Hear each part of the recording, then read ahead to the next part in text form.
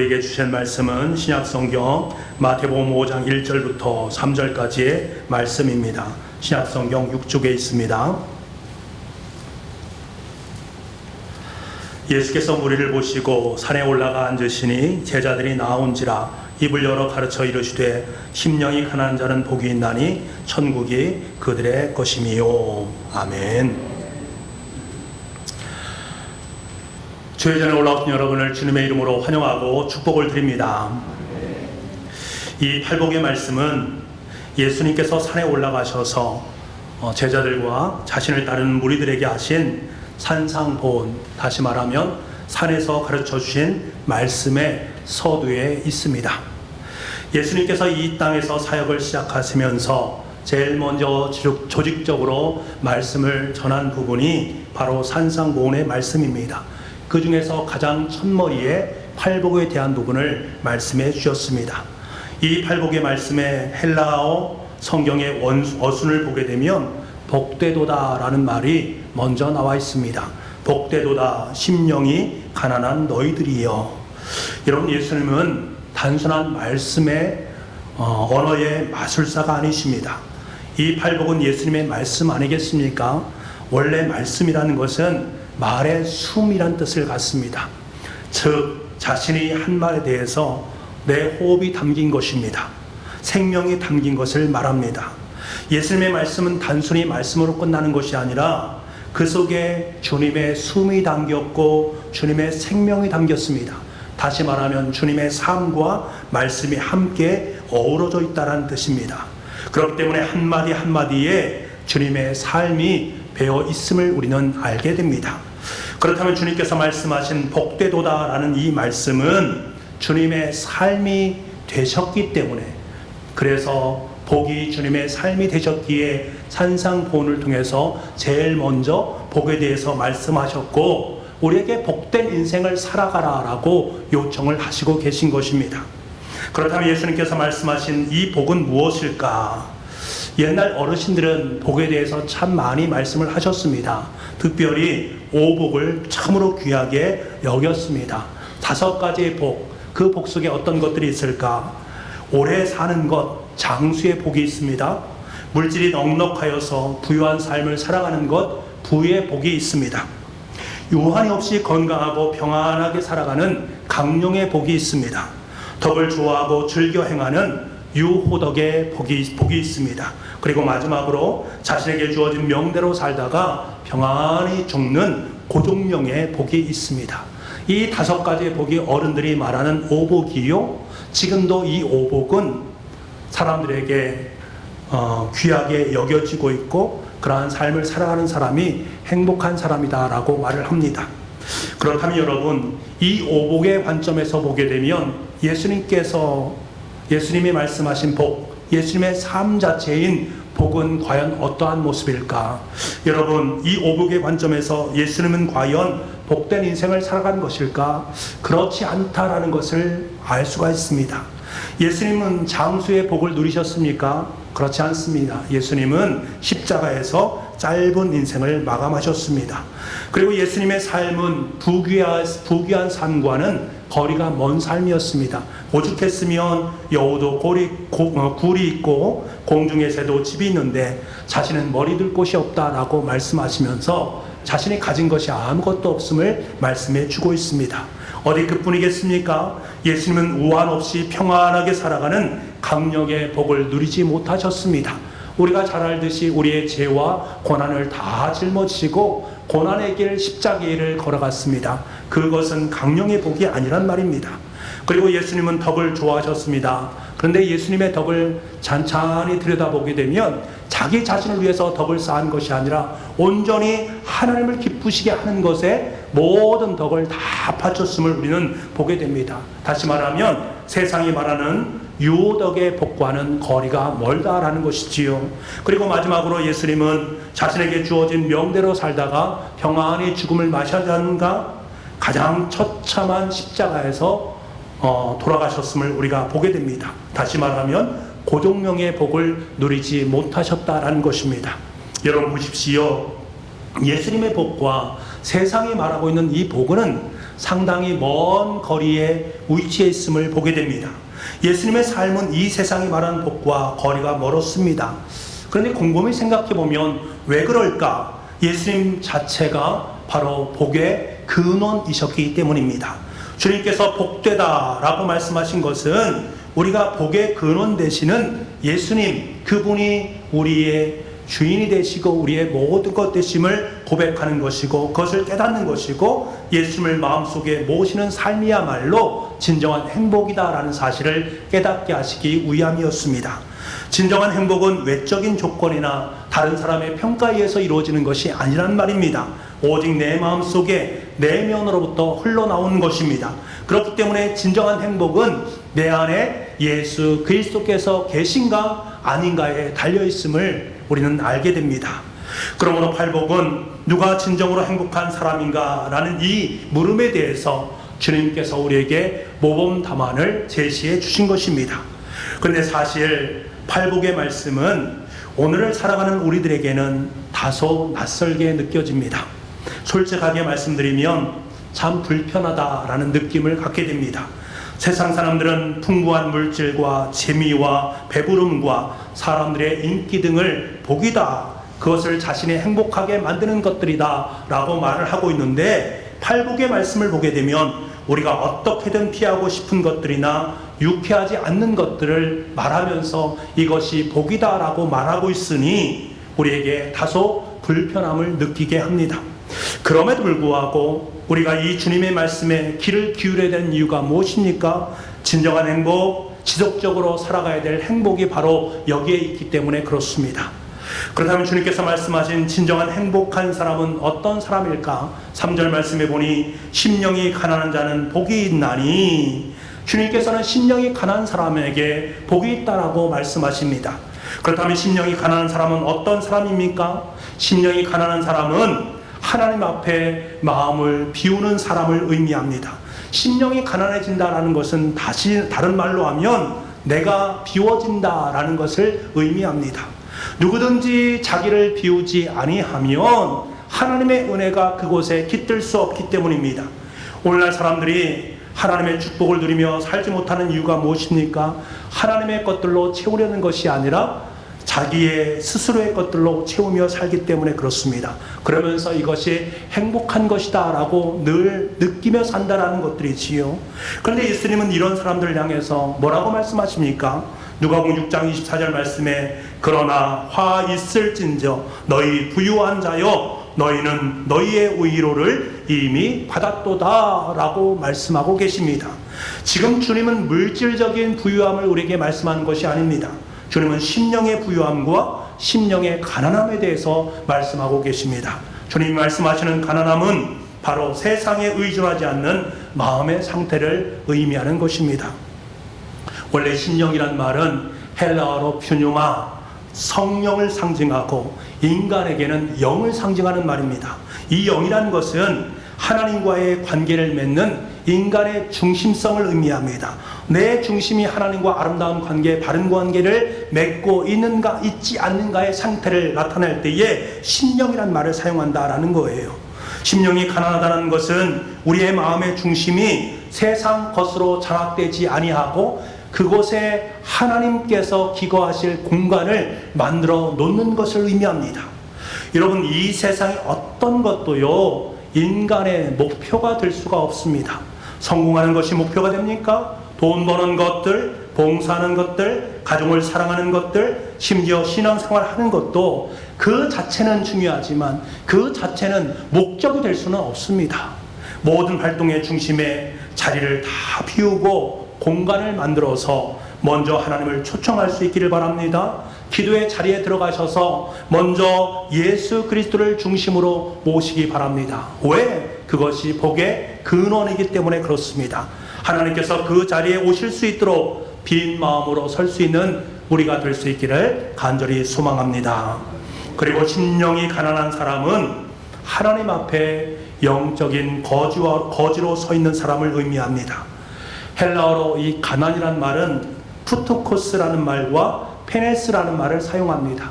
이 푸토코스라는 말은 절대적인 가난을 의미하는 것이고, 페네스라는 말은 상대적인 가난을 의미합니다. 푸토코스의 가난은 한마디로 완전한 파산 상태, 우리가 말하는 속된 말로 상거지가 된 것을 의미합니다. 그렇기 때문에 외부로부터 오는 다른 사람의 도움이나 자비에 의존하지 않고는 생존이 불가능한 상태가 바로 이 푸토코스의 가난의 상태입니다. 반면에 페네스의 가난은 힘들긴 하지만 자신의 힘으로 가난을 극복하는 능력을 가진 상태를 의미합니다. 예수님께서 심령이 가난하다라고 말씀하신 이 가난을 말하는 것은 푸토코스의 가난을 의미하는 말입니다. 그렇기 때문에 심령이 가난한 자라는 이 말씀은 하나님 앞에 거지와 같은 마음으로 서서 하나님께서 저를 도와주지 않으면 저는 죽을 수밖에 없는 존재입니다 라는 사실을 토로하는 사람을 의미합니다.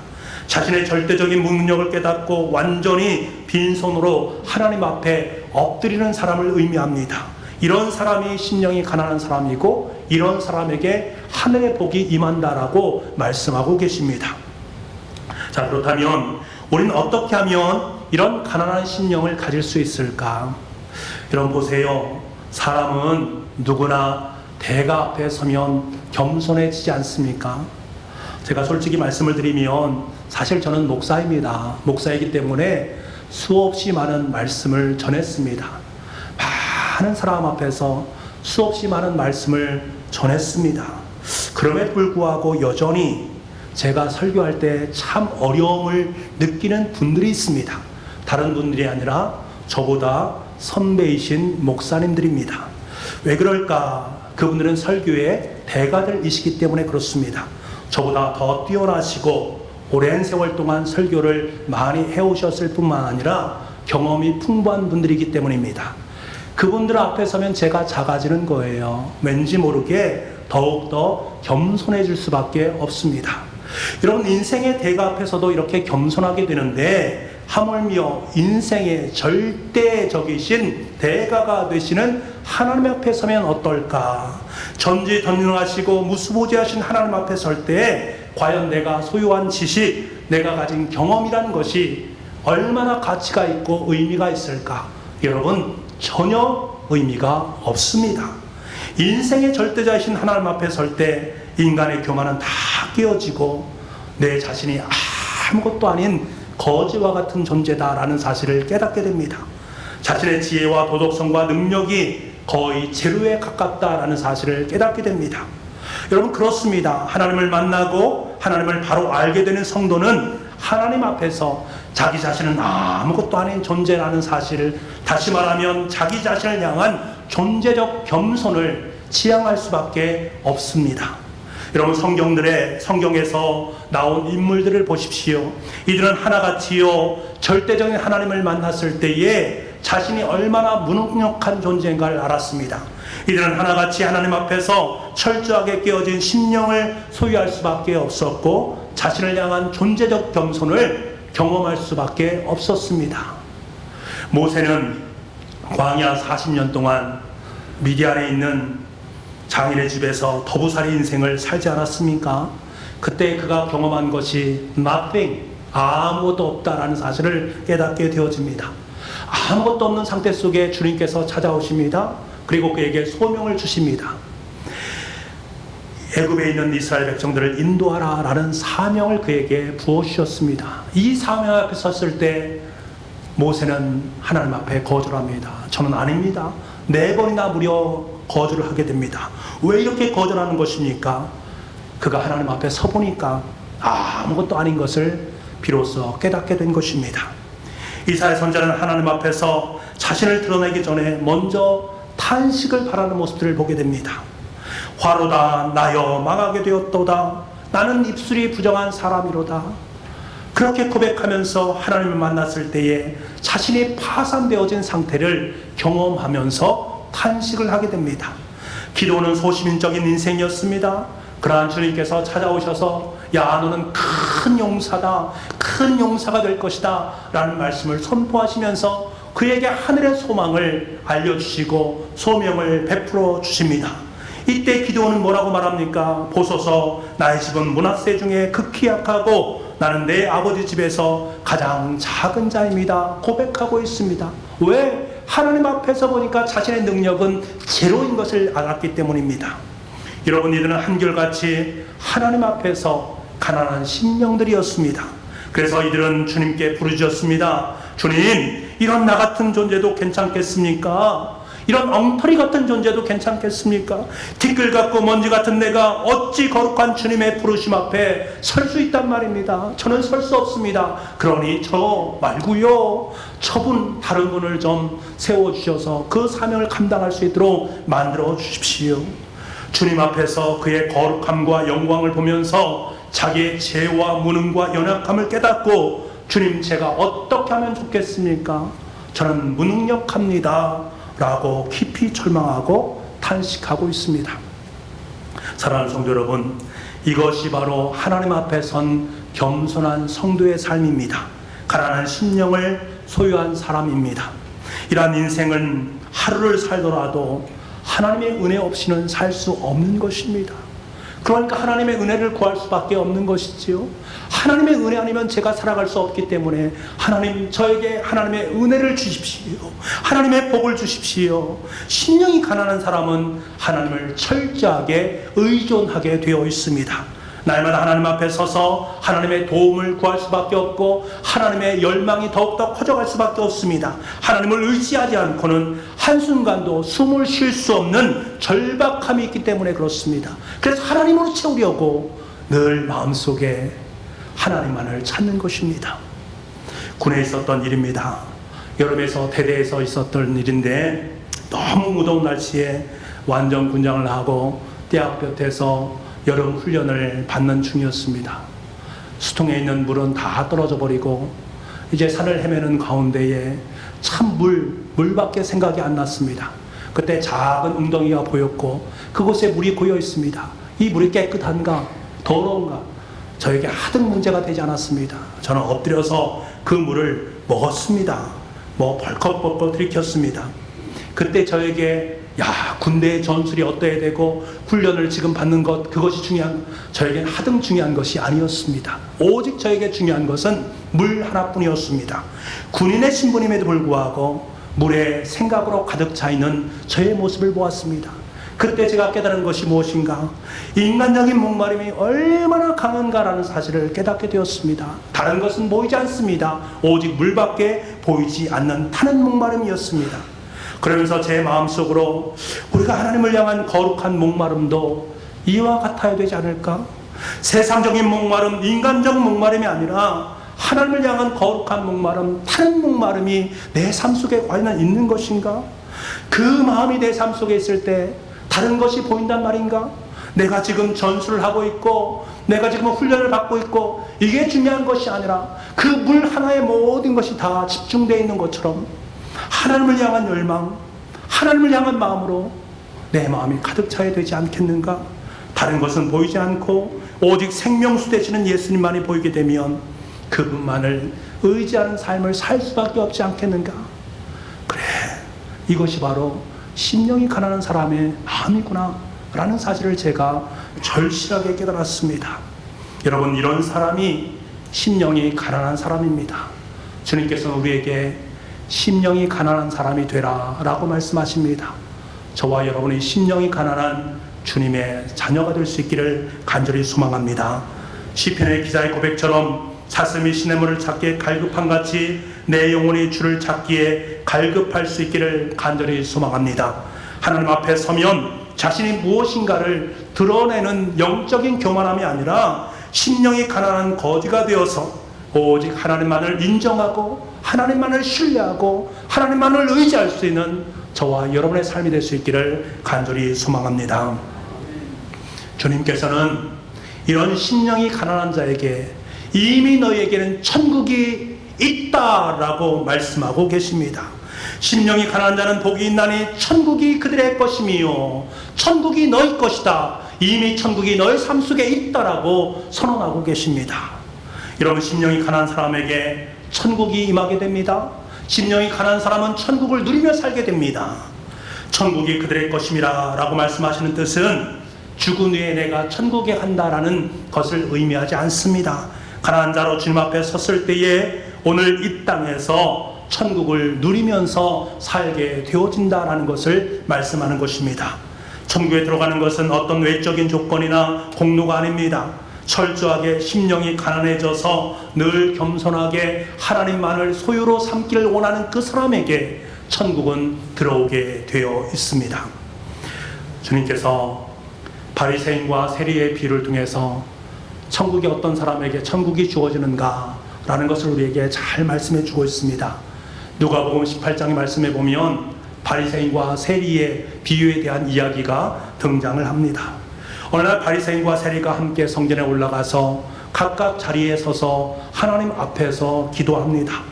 바리새인 하나님 앞에서 자기를 옳게 보이려고 주님, 저는 일주일에 한 번씩 금식합니다. 11조도 드립니다. 저는 저 세리와 다른 종류의 사람입니다. 저는 의로운 일을 참 많이 했습니다. 라고 말하면서 자신이 가난하지 않는 그 마음을 하나님 앞에 보여드리고 있습니다. 하지만 세리는 멀리 서서 감히 눈을 들어 하늘을 쳐다보지도 못하고 다만 가슴을 치면서 기도합니다. 주님, 저는 주님 앞에서 아무것도 내 손에 가진 것이 없습니다. 저는 불쌍한 죄인입니다. 주님 앞에서 아무것도 할 수 없는 가난한 모습입니다. 주님, 불쌍히 여겨 주십시오. 기도하고 있습니다. 여러분, 이들의 차이가 무엇입니까? 바리새인은 심령이 부유한 전형적인 인물입니다. 스스로 의롭다라고 여기고 스스로 과시를 합니다. 나같이 예수님 잘 믿는 사람 있으면 나와보라고 그래요. 마음속에 그러한 마음을 품는 거예요. 나같이 교회에서 열심히 봉사하고 섬기는 사람 있으면 나와보라고 해. 하나님 앞에서 당당한 그의 마음을 느낄 수 있지 않습니까? 반면에 세리는 전형적인 심령이 가난한 사람입니다. 겉으로 볼 때는 더러운 죄인입니다. 자신의 손에 들고 있는 것은 아무것도 없습니다. 하지만 그는 하나님을 의지하는 인생입니다. 나같이 무기력하고 무능력하고 추악한 자는 하나님 없이는 살 수가 없어 하나님 도와주십시오, 하나님 도와주십시오 고백하는 사람입니다. 그는 빈손을 갖고 있었음에도 불구하고 그 마음은 하나님의 은혜에 매달려 있는 것입니다. 그 마음 속에 하나님께서는 들어오셨습니다. 무엇으로? 천국으로 들어오신 것입니다. 주님 말씀하십니다. 누가복음 18장 14절 말씀에 뭐라고 말씀하십니까? 내가 너에게 이르노니 이에 저 바리새인이 아니고 이 사람이 의롭다 하심을 받고 그의 집으로 내려갔느니라. 이들은 함께 집으로 내려갔습니다. 하지만 그들이 마음에 품고 내려간 것은 전혀 다른 것입니다. 바리새인은 교만과 가난하지 못한 마음을 품고 내려갔습니다. 반면에 세리는 가난한 마음, 즉 천국 의로운 마음을 품고 세상으로 내려갔습니다. 겉으로 보면 바리새인은 부자입니다. 하지만 주님께서 뭐라고 말씀하십니까? 부자가 천국에 들어가기가 어렵다라고 말씀하십니다. 왜 부자가 천국에 들어가기 어려운가? 돈이 많아서가 문제가 아닙니다. 돈 때문에 그런 것이 아니라 그의 마음이 자신을 믿고 의지하려는 가난하지 못한 마음을 품고 살아가기 때문에 그렇습니다. 바리새인은 기도하면서 하나님이여, 나는 다른 사람들보다 이 세리와도 같지 않고 끊임없이 다른 사람, 타자와 자신을 비교하면서 자신을 스스로 높이는 마음을 품고 있는 것입니다. 그의 마음은 하나님께 고정되어 있지 않습니다. 하나님 앞에서 기도하는 것처럼 보이지만 오직 자기의 의로움만을 드러내는 그러한 모습으로 서 있습니다. 여러분, 이러한 사람의 마음이 어찌 천국의 마음일 수 있겠습니까? 이 사람이 어찌 천국의 삶을 살아갈 수 있겠느냐는 말입니다. 반면에 세리는 하나님이여 불쌍히 여기소서, 나는 죄인으로소이다. 철저히 가난해진 마음입니다. 자신의 공로, 자신의 것이라고는 찾아볼 수가 없는, 하나도 찾아볼 수 없는 그런 마음을 품고 있습니다. 그때 그 마음 속에 천국이 쑥 들어온 것입니다. 이제부터 철저하게 하나님께서 주시는 천국의 그 놀라운 은혜 안에서 살아가는 인생이 되는 것입니다. 여러분, 이 둘의 앞날의 삶을 생각해 보셨습니까? 세리는 하나님께 다스리는 천국의 인생을 이제부터 누리며 살아가는 인생이 될 것입니다. 반면에 바리새인은 더욱더 완고한 율법의 신봉자로 율법의 멍에를 짊어지는 어리석은 삶을 살게 될 것입니다. 사랑하는 부부가족 여러분, 세상적인 소유나 조건이 우리의 인생을 행복하게 만드는 것이 아닙니다. 착각하시면서 살아가지 않기를 바랍니다. 예수님께서는 진정한 행복은 소유에 있는 것이 아니고 존재에 있는 것이다, 천국을 누리며 살아가는 그 존재에 있다라는 것을 분명하게 말씀해 주십니다. 이 말씀을 이루시기 위해서 주님께서는 스스로 심령이 가난한 자가 되셨고 천국을 마음속에 소유를 하셨습니다. 그리고 십자가에서 죽으심으로 말미암아 그 천국을 우리에게 선물로 주셨습니다. 우리는 그 선물을 덥석 받은 것입니다. 하나님의 아들이라는 선물, 의로운 자라는 선물, 하나님의 백성이라는 선물을 받게 되었습니다. 그리고 이 받은 선물을 지금 삶을 통해서 누리고 있는 것입니다. 주님께서 이사야 선지자를 통해서 선포하신 말씀을 여러분 들어보십시오. 이사야서 61장 1절 말씀입니다. 주 여호와의 영이 내게 내리셨으니 이는 여호와께서 내게 기름을 부으사 가난한 자에게 아름다운 소식을 전하게 하려 하심이라. 여러분, 하나님께서는 장차 오실 예수님에 대해서 이사야 선지자를 통해서 선포하게 하십니다. 가난한 자에게 아름다운 소식을 전하기 위해서 오신 분이 누구신가? 그분이 바로 메시아 되시는 예수님이다라는 사실을 분명히 말씀하고 계십니다. 여기서 아름다운 소식이라는 것은 무엇을 말합니까? 천국의 소식을 말합니다. 하나님 나라의 소식을 의미하는 것입니다. 예수님께서 스스로 천국을 들고 오셔서 우리에게 그 천국을 선물로 주셨다라는 사실입니다. 그러므로 여러분, 우리는 기뻐해야 되는 것입니다. 이 천국의 아름다운 소식을 가지고 오신 예수님이 저와 여러분의 삶 속에 함께하고 계시기 때문에 그렇습니다. 우리는 이 예수님을 영접하고 있고 이 예수님의 다스리시는 천국 백성의 삶을 살고 있기 때문에 그렇습니다. 우리가 이 사실을 믿고 예수님 안에 살기만 하면 이미 우리는 천국의 삶을 누리는 줄 믿습니다. 여러분, 이것이 우리의 정체성입니다. 우리의 정체성은 다른 것이 아닙니다. 우리는 천국 백성입니다. 나는 지금 천국을 누리며 살고 있습니다. 이것이 여러분의 삶 속에 가장 아름다운 고백이 되어야 됩니다. 이 고백이 있을 때에 외적인 조건이 중요한 것이 아닙니다. 외적인 상황이 중요한 것이 아닙니다. 내 속에 천국을 소유하고 있기 때문에 이제 마음껏 천국을 누리며 살아가는 행복한 인생을 살 수 있는 것입니다. 우리는 진정으로 하나님께 원하시는 심령이 가난한 자로 살아갈 수 있습니다. 하나님이면 족합니다. 하나님이면 족합니다. 다른 것이 아니라 예수 그리스도 한 분으로 족합니다. 그것이 바로 천국이요 가장 아름다운 하늘의 복이기 때문입니다. 고백하며 매일매일 삶을 기쁨과 감사로 살아갈 수 있는 저와 여러분 될 수 있기를 간절히 소망합니다. 기도하겠습니다. 아버지 하나님, 우리에게 예수님을 보내주셔서 우리는 천국 백성이요 내가 천국을 누리며 살아가는 존재인 것을 너무나도 확실하고 분명하게 말씀해 주시니 감사합니다.